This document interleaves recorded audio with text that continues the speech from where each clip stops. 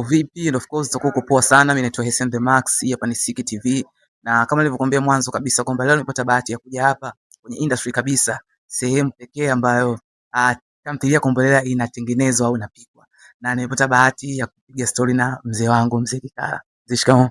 Marhaba, ujambo? Sijambo, uko poa? Namshukuru Mungu sijambo. Nafunga? Mimi sijafunga. Najua mimi ni Mkristo, ni Msabato. Kwa hiyo sijafunga, ila nawaombea dua wote waliofunga, kwa sababu mfungo wa Ramadhani au Kwaresima ni binadamu kufanya mawasiliano na Mungu kwa ajili ya uzima wa milele. Kwa hiyo ninawapongeza pia kwamba wamefanya jambo jema kufanya hivyo. Vijana wako wanacheza mpira, wameingia Samia Cup mwaka 2026, Samia Cup 2026. Na mchezo wa kwanza walicheza na Crown wakashinda goli 2. Mchezo wa pili wakacheza na Abi Chams wakashinda goli 2. Na leo pia wanaingia tena uwanjani. Walicheza na mwingine wakatoka. Walicheza hapa katika walicheza na kutoka Suluhu, lakini leo pia wanaingia uwanjani. Vijana wako, by the way, sijapata nafasi ya kukuona uwanjani, lakini utakuwa unafuatilia. Kuna kitu gani cha kuambia vijana wako? Mimi nawatakia kila lililo jema, kwamba ushindi uendelee, waendelee kuvuma kama lilivyo jina la Kombolela. Maana Kombolela ni kila kitu hapo. Kwa hiyo ninawaombea wafanye kama ambavyo wamefanya huko nyuma, na mashabiki zetu vile vile tunawaomba wafike kwa wingi kwa ajili ya kuwashangilia na kuwapa moyo vijana wa kufanya kazi vyema. Kitu ndio naweza nikawaombea. Okay, baadhi mzee kama umefanya kazi nyingi sana kwenye tasnia yetu, kazi nyingi sana. Nataka niambie kazi yako moja ambayo ni the best, ambayo wewe mwenyewe ukiangalia unajivunia siku zote.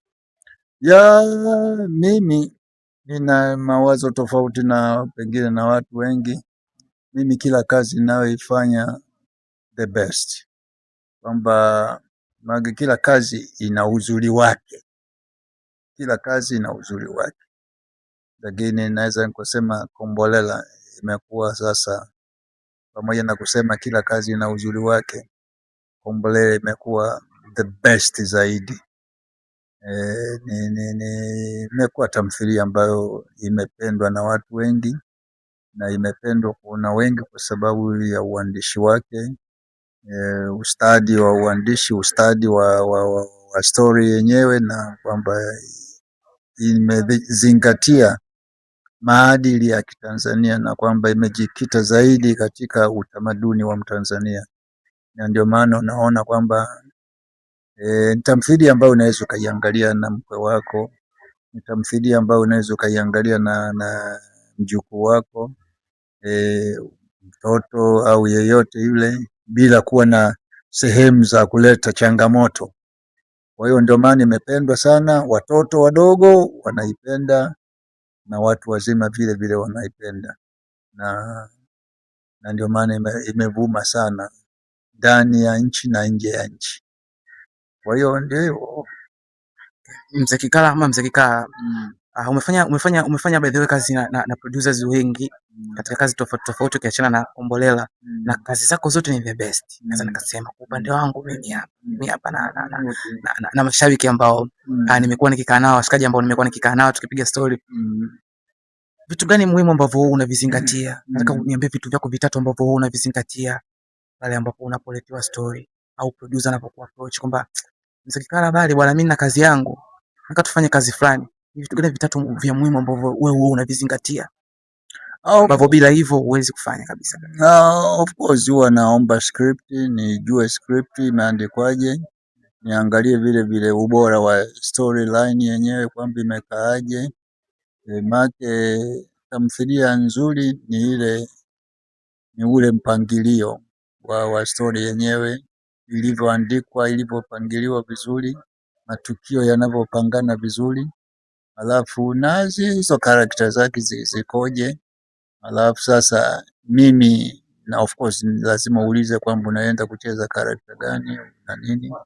Kwa sasa vile vile nikiipenda story ndio hivyo nafanya kazi, na sio swala tu la kwamba Maana kuna zingine unaletewa unakuta kwamba haijashonana vizuri, haijakaa vizuri.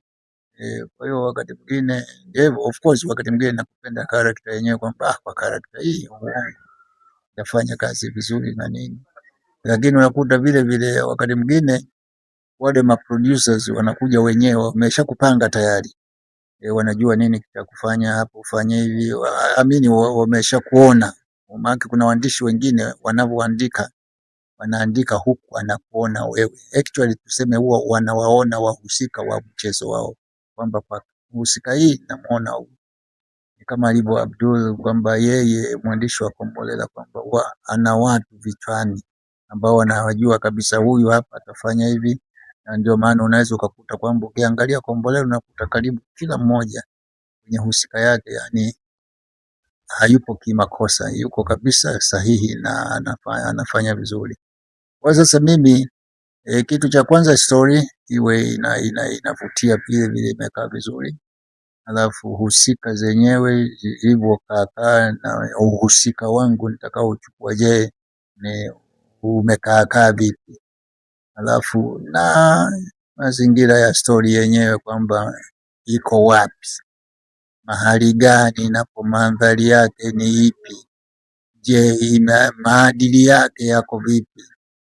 Unaweza ukakuta story nyingine, story ni nzuri lakini imejaa utamaduni wa nchi za nje. Kwa hiyo unakuta wakati mwingine inakupa changamoto hata kuifanyia kuiwasilisha kwa watu. Maana kuna nyingine wanaanza huyu mzee naye yeye akashachanganyikiwa sasa. Nini anachokifanya pale? Kwa nini anafanya hivyo? Kwa sababu pengine naweza kusema iko nje ya maadili ya utamaduni wetu wa Tanzania. Kwa hiyo mimi ni kwamba ukitoa story ambayo iko out of maadili yetu huwezi kucheza kabisa. Kwa kweli inakuwa shida wakati mwingine kuzicheza zile, kwamba inakuwa ni shida. Ile ushakutana nazo story ambazo bahati nzuri sijakutana na za aina hiyo, sijakutana za namna hiyo. Ni ile tu kwamba ni kitu gani ambacho kinanivutia, kwa sababu sasa hivi waandishi wengi wa Tanzania pia wana mambo mengi wanajaza haya ya hapa kwetu.